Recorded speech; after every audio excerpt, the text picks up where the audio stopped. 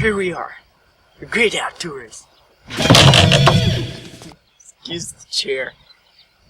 It's kind of old. Let's go out to the garden. See what we can find.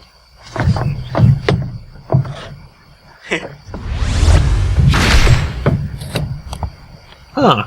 You coming, dude? That strange and somewhat handsome fellow looked vaguely familiar. Well, welcome to our garden of greenery, where we cultivate a better, more civil, livelier gaming community. And this is our hearty and filling potato patch called the PrinnyCast Roundtable, a casual weekly show where we talk about what we've been up to in the various gaming-related stuff over the last week, and sometimes get on some topics.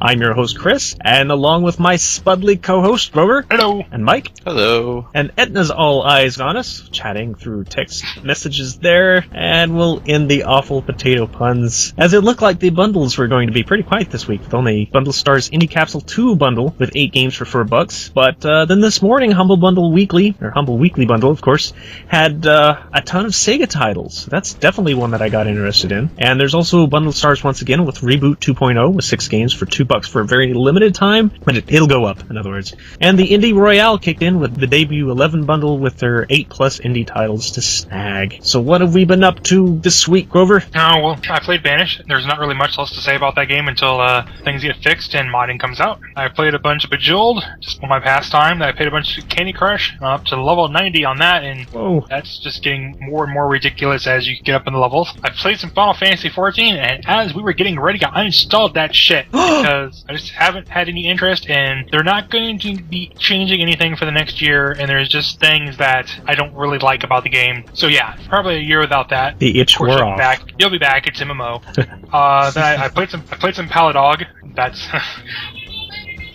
what the f***? Wow. Okay. Okay. What the fuck was that? I've been playing a lot of SimCity 2013. They've changed a lot of things. I wish they would add some one-way roads, and I would truly be happy and probably hump Max's leg again. But until then, I'm still kind of, that's good, but it could be better. And then I've been playing a lot of the Mighty Quest for Epic Loot. And, honestly, I can't think of very much to say about that either.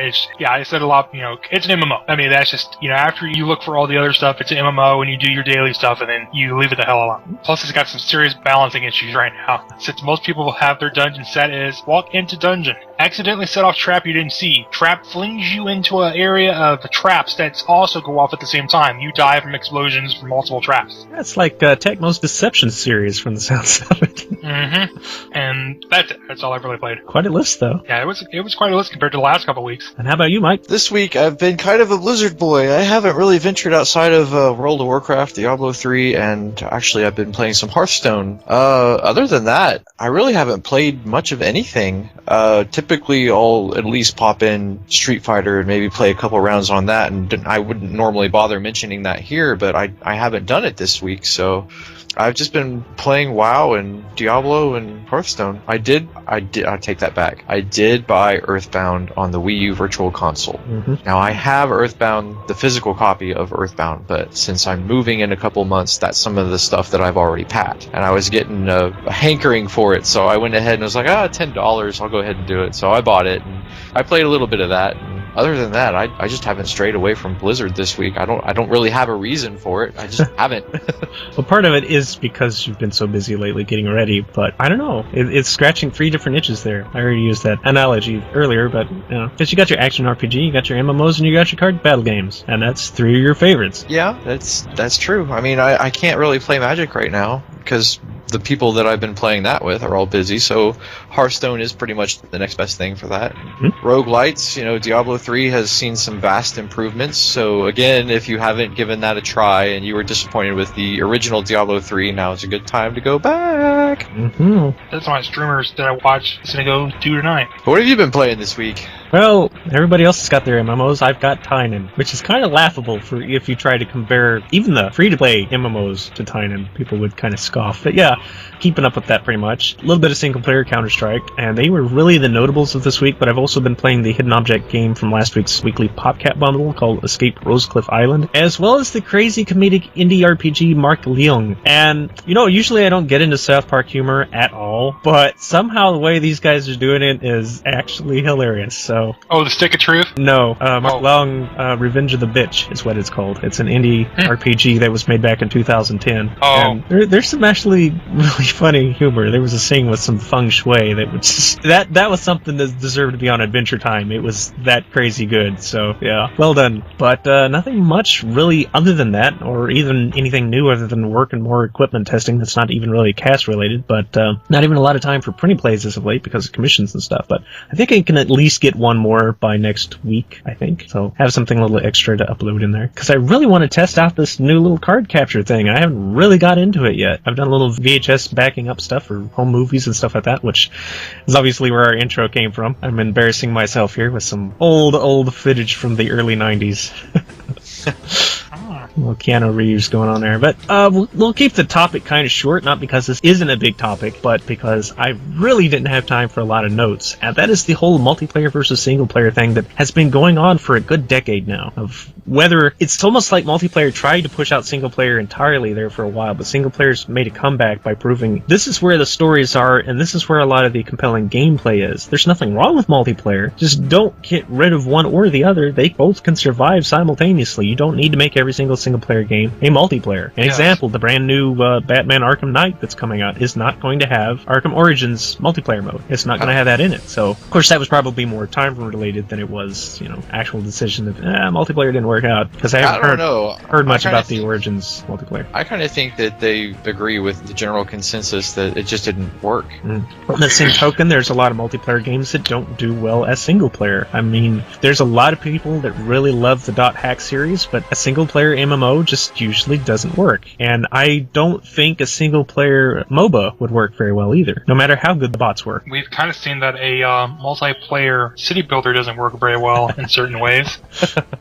But then again, we've seen that it does work pretty well because Anno's multiplayer is mind-blowing. So it's just... it's got a bit of an RTS element, doesn't it? A little bit of military going on? I don't know. I really do think military because the AI is a cheating piece of shit. I don't even talk a little. The AI in Anno is mind-blowingly cheating. I mean, it puts Mario Kart to shame with the level of cheating it does. Of course, we were talking we haven't played a Mario Kart since the 64 era, so they may have gotten better I'm since talking then. From the 64 when it wasn't so bad, not now, where I've seen Mario Kart do some really crazy new ones. Blue Shell! Oh yeah, that I have not seen the Blue Shell yet, and I'm pretty sure if I ever played, I would probably throw the controller into the wall. I don't know, I always thought F-Zero was more likely to be called the cheating one than any other game, because their bots are specifically designed to always be around you. So you can't ever outrun them like you can in Mario Kart. I don't think Mario Kart can really necessarily be said that it's cheating because the game doesn't give the NPCs an advantage over players at any point.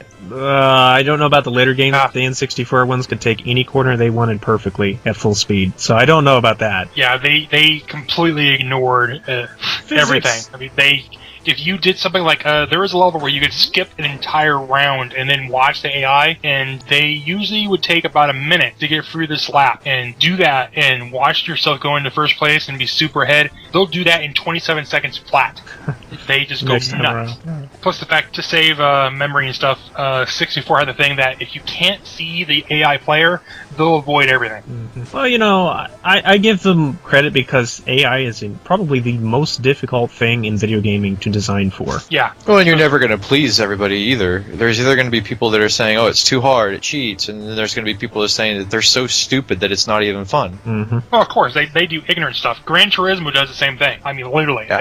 And you can use those police maneuvers on them when they do that crap. You can hit them on the side and watch the AI go spinning out because they're abusing speed and they can't keep control. And then it's not just racing games, it's in fighting games, it's in the sports games.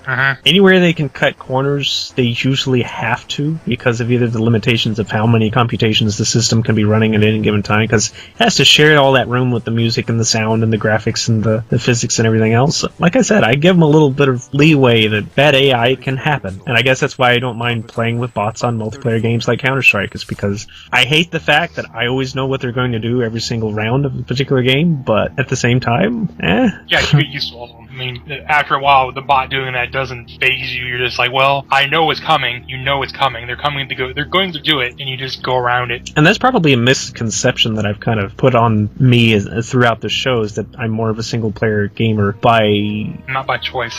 Yeah, preference, that's the word I'm looking for. But a lot of the non-multiplayer, and I don't have a lot of local friends, so, just, if you can't get multiplayer, you play by yourself. But even then, I don't think I'd be much of an MMO player, and I've said it before and I'll say it again, I don't like a game that makes me have to continue paying for it, and then possibly anywhere between 2 to 10 years down the road doesn't exist anymore. If I'm going to invest into a game, I want something that if I feel hungering for it 20 years from now, I can go back and get a nostalgia trip. What are your viewpoints on Diablo 3? Well... Same thing? I haven't played enough of it to really have too much of an understanding of how the multiplayer mechanics worked. Because of the whole issue of because even on single player mode, you're still playing on a server, that kind of got in the way of my enjoyment of it. So while I did beat the demo, I never bought the game itself. But, if there's a way for the game to continue surviving offline after their servers go down, which I have to say, Blizzard, out of most of them, are really good about keeping their servers up. StarCraft, Diablo 2, they're still up, as far as I'm aware. Yes. Even Warcraft 2 is up, so there's nobody there, but it's up. So Yeah, I forgot about that version. I played it, I was just like, what the hell is this? Because it was, it was kind of over by then. And boy, we got off the main Warcraft 3 topic. that got me into all the turret defenses. Yeah, all those mods they made out of that. Because they started popping up on StarCraft 2, and then I really started cracking on turret defenses. I mean, on StarCraft, not StarCraft 2. Yeah, I'm kind of wondering how StarCraft 2 is doing. I know the tournament scene is huge. I know it's got a big following of gamers, but it doesn't seem to have made the impact of even Warcraft 3. The StarCraft 2 vanilla, I mean, the first edition of it, their custom maps were mind-blowingly, horrifyingly bad. Not because the map system was bad, because the system to get to the maps was terrible. Oh. And StarCraft 1, you make a map, it pops up in the custom maps, and it goes down on the list. And this one, it goes on a list of when it was made and stays there. So if fourth on the list, you make it, it goes straight to the fourth page on the list, and it never gets played. Because all the time you'd hear about something new that came out for even StarCraft, but I never hear anything about anybody that's done really anything amazing with StarCraft 2. And it had such a huge engine for it, so I don't know. Again, it may just be StarCraft is another perfect example of single player and then multiplayer. Yeah, there's a topic here somewhere, wasn't there? Yeah. But yeah, have a competitive side mode thing, especially since esports is such a humongous deal now. There's people intentionally making games in the hopes of getting into the esports community, which is really a bad way to do it. To me, that's like, okay, let's make the next basketball. Let's make the next football just so we can make it on ESPN. That does not sound like a good idea. And nobody's succeeded yet, so case in point. But yeah, have your main storyline stuff, make it good, don't shortchange people just because, then have your multiplayer game on the side. A lot of people love the Uncharted multiplayer version of the single player version. Yeah. So single person, multiplayer version of single version, and then multiplayer. And of course, there's the popular thing that Halo really made a big deal, and that's the co-op campaigns. Nothing wrong with that too, unless With something you can do in the Annos too. we're talking something like Resident Evil that completely breaks everything that Resident Evil ever stood for back before 5. But what can you do?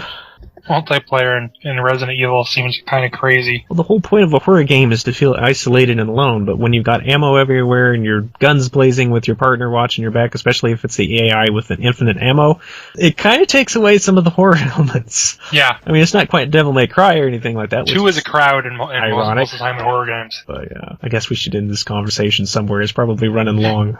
And we haven't stayed on topic very well, but we made a lot of interesting points, I think. Maybe. Could be. Stuff. Things. All the things. Oh, somebody screams in the background, then Grover burps. I was thinking of, sometimes when I burp, I'm always thinking of the guy from Earthbound. Oh, Master Belch. Oh, no. No. That is a song that Belch. Everybody's poisoned! Okay, good segue here. Follow us on Twitter at PrinnyCast, and you can contact us with the email at prinnycast@gmail.com. You can find the rest of the links to YouTube and Twitch and all that good stuff down below. And we'll be back next week for more whatever this is. See you next time. See you next time. Later, dudes. So don't forget, take care of your hands and watch out for the swings.